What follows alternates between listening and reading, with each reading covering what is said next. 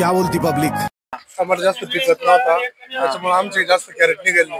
त्याच्यानंतर तो विषय झाला, ऊन पडलं, टमाटर पूर्ण मार्केट ओढून आलं, मार्केट कमी झालं आणि मुळात आणि त्यासोबत 15 जूनचा तो अजून कचरा पण होईल, म्हणजे तो जुना माल आहे तो अजून संपला नाही. अजून तो माल संपेल नाही. त्याचं कारण असं की ऊन पूर्ण राहिलं, जेव्हा पूर्वाचे जे नक्षत्र राहते ऊन पाऊस जेव्हा करीत तेव्हा जो पाला राहतो आपोआप खराब होतो. तो खराब झाला 15 दिवसाचे टमाटे आपोआप आवरून जाते. मला एक सांगा, त्यासोबतच आपला तुमचं नाव सांगा पहिले सर्वांनी. नमस्कार, मी विशाल रावसाहेब रायते. मी अभिषेक नेपाटे शिरवाडीवणी. अच्छा दादा, तुमचं नाव? रावसाहेब बाबूजराव. तुमचं? वाल्मिक रायते. तुमचं? राहुल शिंदे. तुमचं? मला एक सांगा शेतकरी मित्रांनो, की या वर्षीची जी काय लागवड आहे सांगण्यात आल्यानुसार आम्ही मागे चर्चा पण केली, व्यापारी पण बोलले, काही शेतकऱ्याची चर्चा पण केली.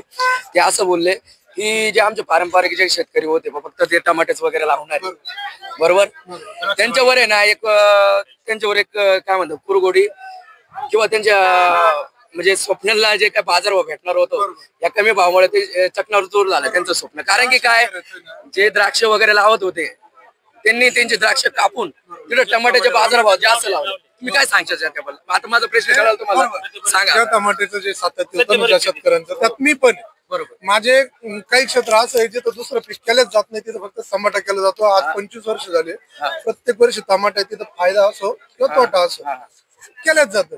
पण हे होतं काय, ज्या वर्षी जास्त द्राक्ष तोड झाली, ज्या वर्षी जास्त फळबागा तोडण्यात जाते, कांदा ज्या वर्षी भाव भेटत नाही, दुसऱ्या वर्षी शेतकऱ्याला काहीतरी पर्याय म्हणून टमाटा हे पीक आणि नगदी पीक आहे. या पिकाचा कालावधी खूप कमी आहे आणि ऍव्हरेज भरपूर आहे, त्याच्यामुळे पैसे जास्त होण्याची संभावना जास्त आहे. त्याच्यामुळे शेतकरी माणूस हा काय करतो, या पिकाचा जास्त विचार करतो, अट्रॅक्ट करतो, टमाट्यात आपल्याला जास्त पैसे होते. त्यामुळं 100% जास्त लागवड जास्त होऊ राहिली. प्रमुख कारण नर्सरीवाले काय करू राहिले, त्यांच्याकडे रोप घ्यायला गेलं जर विचारलं, दादा नर्सरीची रोपवाटी काय तुमची कसं आहे काय, ते म्हणतात या वर्षी आज पिकांचा खपच नाहीये, रोपच खपून राहिली, या गोष्टी सांगायच्या. तिथं सगळ्यात मोठा तोटा तिथं हो राहिला नर्सरीवाले. असं सांगायचं झालं तर म्हणजे मोठा स्कॅम तर नर्सरीवाल्यांपाशी बरोबर. नर्सरीवाल्यांची खूप अडचण आहे. त्यांचं काय झालं, 100 शाखा पाडल्या, बरोबर, तिथं 2-2, 4-4 शेतकरी जातात, त्यांच्याकडचा स्टॉक तसाच राहतो, बरोबर. ते सांगताना असं सांगत आहे का रोप शिल्लक आहे. त्यासोबतच अजून एक प्रश्न विचारायचा तुम्हाला, तुम्ही या काकासोबत सर तुम्हाला एक अच्छा. तर मला एक सरपंच साहेब सांगा, तुम्ही मला जी काय नवीन ज्या व्हरायटीज आलाय आता कसं पर्यायी असे काहीतरी व्हरायटीज होतात. अनिशा होती तुमची 2174 होती, 2048 होती, केशर होती. आता अरे माने इतर आता झाली, लोकांना सगळं परिचित झाली. त्यासोबत सिजंटा 108 आलेली. आता तिची जी काही लागवड आहे, फळ म्हणजे एका झाडावर भरपूर फळ येतं, त्याचं 12 ते 13 पुढे झाले तरी तो माल आहे ना आपला एक्सपोर्ट सारखा झाला, त्याचा तो दर्जा तो ढासळतच नाही. त्यासोबत एवढा पाऊस पडून सुद्धा आहे ना जे काही नुकसान होणार होतं ते काही कमी झालंच नाही. तो माल आहे तो येऊच राहिला. यामुळे ती बाजार भावात लोकांना सुद्धा वाटतं ना, तो बाजार भावावर जो परिणाम आहे ते काय वाटतं तुम्हाला? मला एक सांगा. ते खरंय. सांगा. आता मग याबद्दल मी एक प्रश्न विचारला, तुम्ही त्याचं उत्तर सांगा. 108 व्हरायटी ना, अवरेज चांगलं आहे, माल पण चांगला आहे, एक्सपोर्टला चांगली चालू राहील ती व्हरायटी. अच्छा.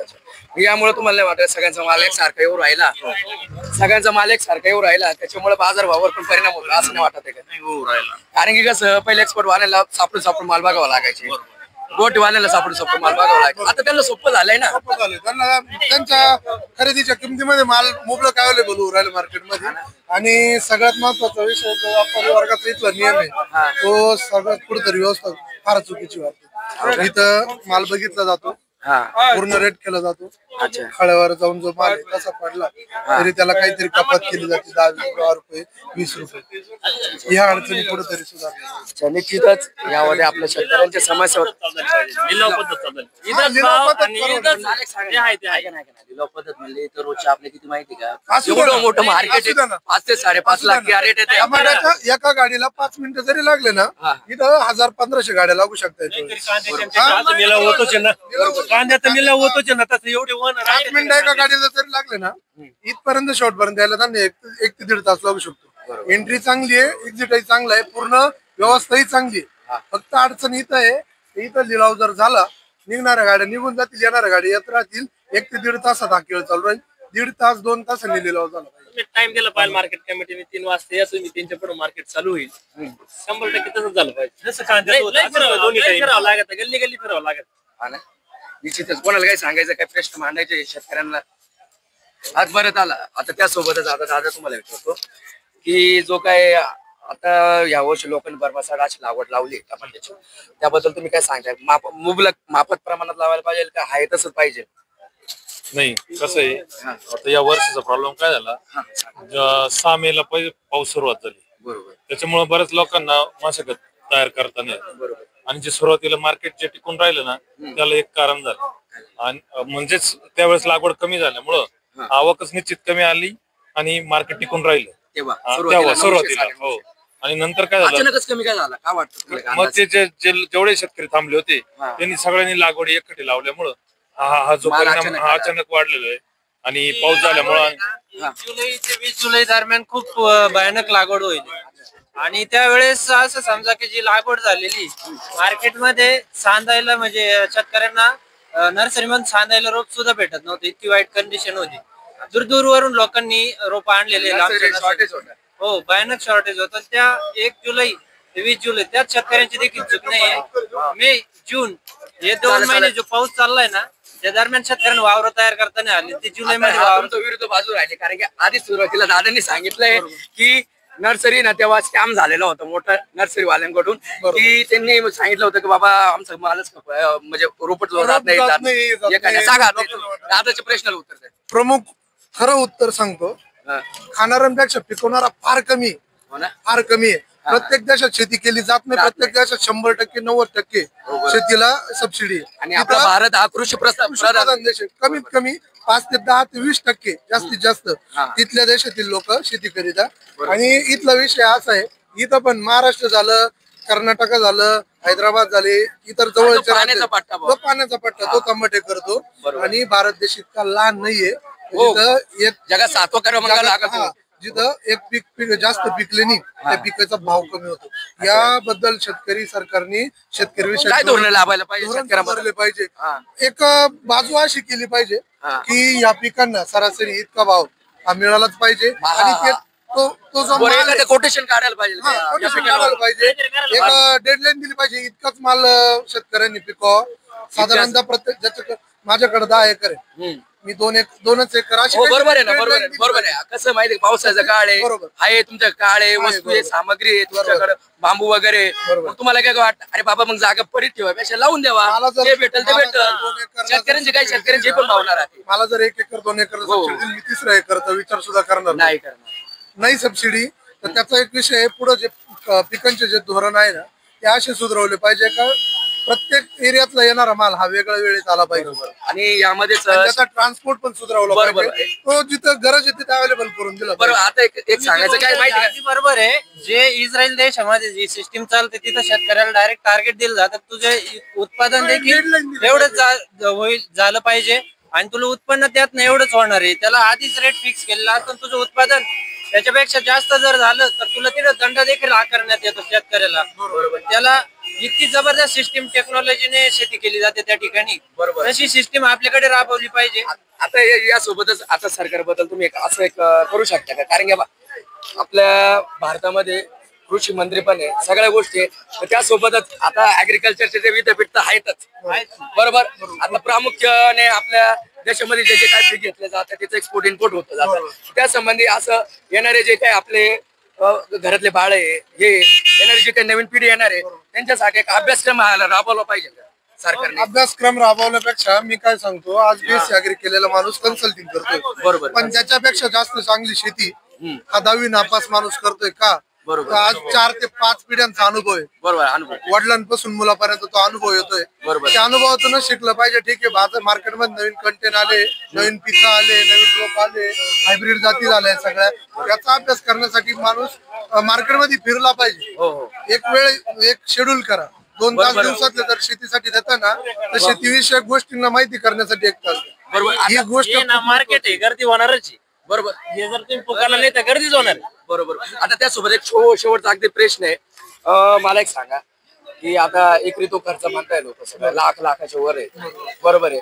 आता हा बाजारभाव बघता काही आणि त्यासोबतच शेतकऱ्यांची वाढती आत्महत्येचं प्रमाण बरोबर. आता हाच बाजारभाव असला तर समजा एखाद्याने आपलं व्याजारूपी काहीतरी पैसे काढले किंवा काय काढलं, ही परिस्थिती अति दंडनीय व्हायची आणि एकदम म्हणजे असं निषेध करण्याजोगी गोष्ट आहे. त्यासाठीच आम्ही काल जो व्हिडिओ तो आम्ही काय बनवला नाही, कारण की याला एक मूळ कारण म्हणजे काय माहिती का, जे बघा ना तुम्ही, आपण शेतकऱ्यांचे हाल होत आहे आणि आपण त्यांच्या हातावर बघतोय बरोबर आहे.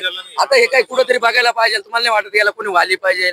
हे शेतकऱ्यांच्या वाढतं कर्जाचा बोजा आहे तो कुठेतरी थांबवण्यासाठी शेतकऱ्यांनी काहीतरी सरकारने काहीतरी धोरण अवलंबायला पाहिजे. तुम्हाला काय वाटतं त्याबद्दल?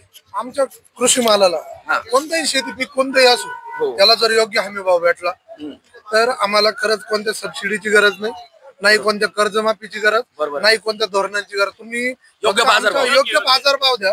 त्यानंतरचा विषय हा आहे जे तुम्ही म्हणताय काय मार्केटमध्ये या गोष्टी अवेलेबल होता या करून दिल्या पाहिजे. घेणारे खूप लोक आहे बरोबर. फक्त त्या अवेलेबल करून दिल्या पाहिजे. त्याच्यासाठी शेतकऱ्याच्या गाडीवर इतका मोठा टॅक्स दिला जातो, चार्जेस दिला जातो.